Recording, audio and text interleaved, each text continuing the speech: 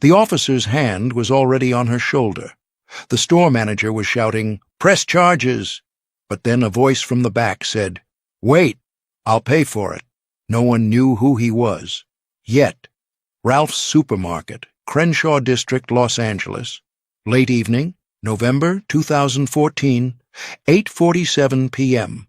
The store was nearly empty. Fluorescent lights hummed. A few tired shoppers pushed carts down aisles.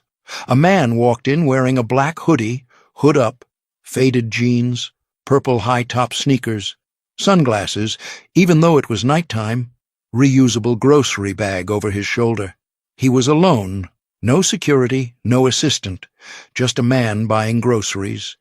He headed to the organic section, browsing quietly, picking up apples, inspecting avocados, moving like a ghost through the aisles. Then, near the canned goods, commotion. A store manager, Kyle, mid-40s, balding, aggressive, was shouting, "Ma'am, I need you to come with me, now!" A woman, Teresa, 34, Latina, exhausted, clutched a canvas bag, her hands shaking.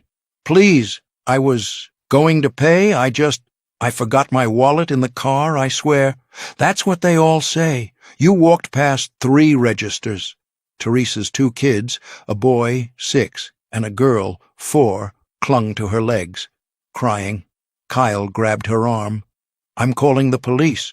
You're not leaving until—" "Please, my kids are hungry. I just needed—" Kyle opened her bag, pulled out items, slamming them on the counter. Bread, peanut butter, milk, cereal, canned vegetables, diapers, baby formula, total $98.73. Kyle sneered. "Forgot your wallet. You stuffed $100 worth of groceries and tried to walk out. That's theft." 2 LAPD officers arrived. Martinez, 29, and Davis, 35. Martinez approached Teresa. "Ma'am, we're going to need you to come with us." Teresa was sobbing. "Please, I'm sorry. My husband lost his job last week. We haven't eaten in 2 days. Her daughter, 4 years old, screamed, "Mommy! Mommy! Don't go!" Davis pulled out handcuffs. Kyle, triumphant. "I want to press charges.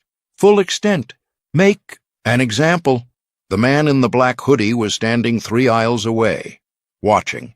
He saw the kids crying, the mother's face, the handcuffs. He set down his basket of organic vegetables, walked toward the scene. A voice cut through the chaos, quiet, calm. "Wait!"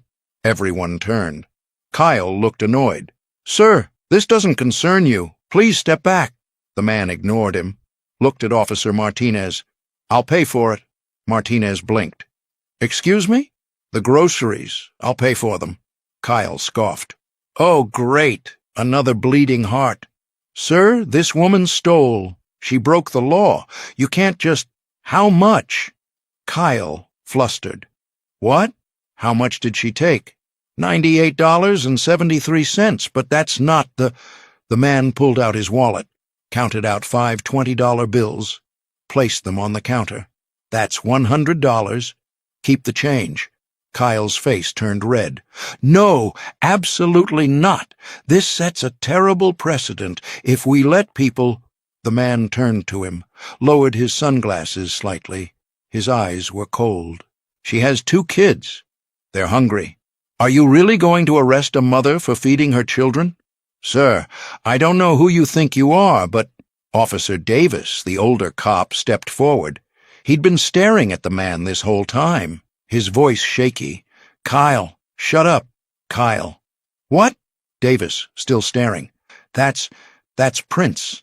Silence. Kyle's eyes went wide. He looked at the man, at the purple sneakers, at the money on the counter. Martinez whispered, "Holy shit." Teresa didn't know who Prince was. She was too scared, too exhausted.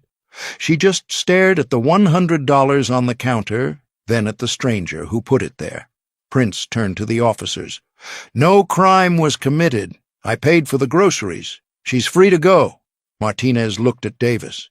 Davis nodded. Martinez removed the handcuffs. "Ma'am, you're free to go." Teresa collapsed into sobs. Thank you, thank you, thank you. Prince knelt down to her kid's level. The little girl, 4, was still crying. He pulled a purple handkerchief from his pocket, handed it to her. Hey, it's okay now. Your mom's okay. The girl took it, stopped crying, stared at the purple fabric. Kyle, desperate to save face. This is still irregular. I'm going to have to report this to corporate. Prince stood, looked at Kyle. Do that. And while you're at it, tell them Prince Rogers Nelson thinks their store manager is a bully. Kyle's mouth opened. No sound. Prince picked up Teresa's bag of groceries, handed it to her. Go home. Feed your kids. Teresa, trembling. I don't know how to thank you. You don't have to. Prince walked back to his basket of vegetables, picked it up, walked to the register. But he wasn't done. At the register, Prince set down his items, then turned to the cashier, a young woman, 19, named Lena. That woman who just left. Teresa. Lena nodded, still starstruck. Does she shop here often? Yeah, like twice a week. She always uses coupons, counts every penny. Prince nodded, pulled out his wallet again, counted out $2,000 in cash, placed it on the counter. Open a store credit account in her name, $2,000. Don't tell her who paid for it. Just tell her someone wanted to help. Lena's eyes filled with tears. Sir, are you serious? Dead serious. And Lena? Yes? If Kyle gives you any trouble about this, you call this number. He wrote down a phone number on a receipt. Paisley Park's direct line. Ask for Maya. Tell her Prince said to handle it. Lena was shaking. I will. I promise. Prince paid for his groceries. $37.82. Left. The automatic doors slid shut behind him. The purple sneakers disappeared into the Los Angeles night. Lena stood at the register holding $2,000 cash and a phone number, crying. Officer Davis approached. Did that really just happen? Lena nodded. Davis looked at the doors. 12 years as a cop. Never seen anything like that. Kyle had disappeared into his office, too humiliated to show his face. Martinez was outside, helping Teresa load the groceries into her car. The kids were in the back seat. The little girl clutched the purple handkerchief like a treasure. Teresa looked at Martinez. Who was that man? Martinez smiled. Someone who believes hungry kids should be fed. That's all that matters. Teresa got in her car, drove home, fed her children for the first time in 2 days. That night, her daughter slept with the purple handkerchief under her pillow. 3 days later, Teresa returned to the store. She'd scraped together $50 to buy groceries. When she got to the register, Lena smiled. Mrs. Ramirez, you have a store credit. Teresa blinked. What? No, I don't. Yes, $2,000. Someone set it up for you. Teresa's knees buckled. Who? Who did this? I can't say, but they wanted you to know you're not alone. Teresa started crying right there in the checkout line. Other shoppers stopped, stared. She used the credit to feed her family for 3 months. Her husband found a new job in January 2015. They never fell behind again, but Teresa never forgot. She asked everyone at the store, "Who paid for my credit? Please, I need to know." No one would tell her. All Lena ever said was, "Someone who cares." The purple handkerchief became her daughter's most precious possession. She carried it everywhere, to school, to the park, to bed every night. Teresa didn't know who the man in the black hoodie was. Not yet. April 21st, 2016. Teresa Ramirez was making breakfast when the news broke. CNN. Breaking news. Red banner across the screen. Music legend Prince dead at 57. Teresa stopped, spatula in hand, staring at the TV. His face filled the screen. The purple clothes, the quiet demeanor, the eyes behind. Sunglasses. Something in her chest tightened. "Turn it up," she whispered. Her husband turned up the volume. The reporter's voice. Prince Rogers Nelson, known simply as Prince, was found dead this morning at his Paisley Park estate in Minnesota. He was 57 years old. Footage played. Prince performing. Prince at award shows. Prince walking through crowds. One clip showed him in Los Angeles, 2014, leaving a grocery store. Black hoodie, purple sneakers. Teresa's spatula clattered to the floor. "No," she whispered. Her daughter, now 6 years old, came running in. "Mommy? What's wrong?" Teresa couldn't speak. She just pointed at the TV. The little girl looked, saw Prince's face. She ran to her room, came back clutching the purple handkerchief, the one she'd carried for 18 months, the one she slept with every night.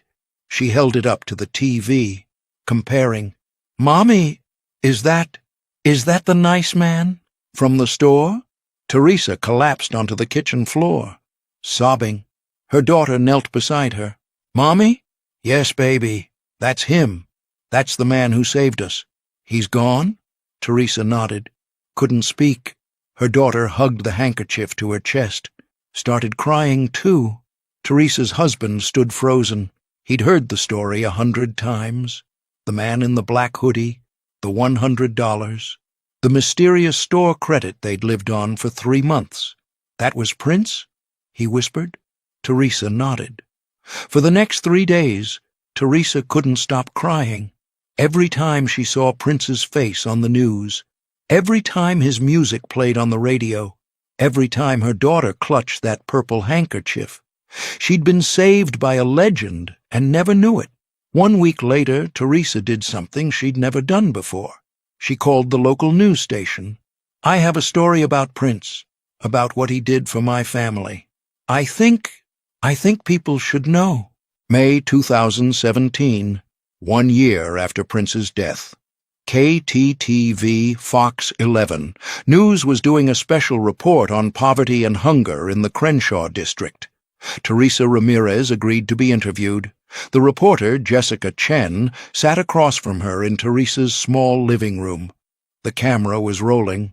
"Mrs. Ramirez, thank you for sharing your story with us. Can you tell us about that night in November 2014? Teresa took a breath. "I was desperate. My husband had just lost his job. We had 2 small children. We hadn't eaten in 2 days. I went to Ralph's to buy food, and I tried to steal it.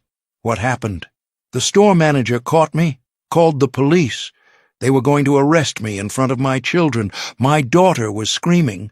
They had handcuffs out." Teresa's voice cracked. "And then this quiet man in a black hoodie, he stepped forward and said 6 words that changed everything." "What did he say?" "Wait, I'll pay for it." Jessica leaned forward. "And you didn't know who he was?" Teresa shook her head. "Not at the time. I was too scared, too ashamed. I just knew someone had saved me. He paid for my groceries. He gave my daughter a purple handkerchief to stop her from crying. And then he left." "And the store credit?"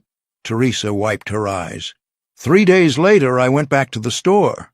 The cashier, Lena, told me I had a $2,000 credit. Someone had paid for it, anonymously. I used that money to feed my family for 3 months, until my husband found work again. It saved us. When did you realize it was Prince? Teresa's voice broke completely. April 21st, 2016. The day he died. I saw his face on the news, and I just knew. The purple handkerchief, the way he moved, the kindness in his eyes. It was him. Jessica's own eyes were wet. "Do you still have the handkerchief?" Teresa reached into her purse, pulled it out. Faded now, worn from 30 months of constant holding, but the purple was still there. "My daughter carries it everywhere. She says it's magic, that it's protects us." The camera zoomed in on the handkerchief, embroidered in tiny letters along the edge. Paisley Park, 1999. Jessica looked at it, then at Teresa. "What do you want people to know about Prince?" Teresa held the handkerchief to her chest. "That he was more than his music, more than his fame. He was a man who saw a mother and her hungry children and didn't hesitate. He didn't ask questions. He didn't judge. He just helped. She paused, wiped her eyes. And he did it quietly, secretly. He didn't want credit. He didn't want thanks. He just wanted to make sure my kids had food. What would you say to him now, if you could? Teresa looked directly at the camera, tears streaming. Thank you. Thank you for seeing us when we were invisible. Thank you for treating us with dignity when everyone else saw a criminal. Thank you for the handkerchief that my daughter still believes is magic. She smiled through the tears. And you were right. It is magic. Because every time she holds it, she remembers that kindness exists, that angels walk among us, that one person can change everything. The interview aired 2 weeks later. Went viral within hours. 10 million views in 24 hours. Comments flooded in. This is the prince we need to remember. He didn't just make music. He made miracles. Officer Davis saw it, called the station, confirmed the story. Lena came forward too. He made me promise not to tell who paid. He didn't want recognition. Other stories emerged. Anonymous donations, secret kindness, decades of quiet help. Teresa's story became the symbol, the mother and the purple handkerchief. 3 years later, Teresa's daughter is 10. She still carries the handkerchief. The handkerchief sits in a shadow box on their wall now, protected, preserved. But once a year, April 21st, Teresa's daughter takes it out, holds it. Teresa tells her the same thing. That man saved us because he believed everyone deserves kindness. Everyone deserves dignity. Her daughter nods. Can I be like him when I grow up? Teresa smiles. You already are, baby. Every time you show kindness, every time you see someone invisible and treat them like they matter. She touches the handkerchief through the glass. That's his real legacy. Not the music, not the fame. The quiet moments, the secret kindness, the $100 on a counter, the purple handkerchief a 4-year-old girl still believes is magic, because in the end, it was. It still is.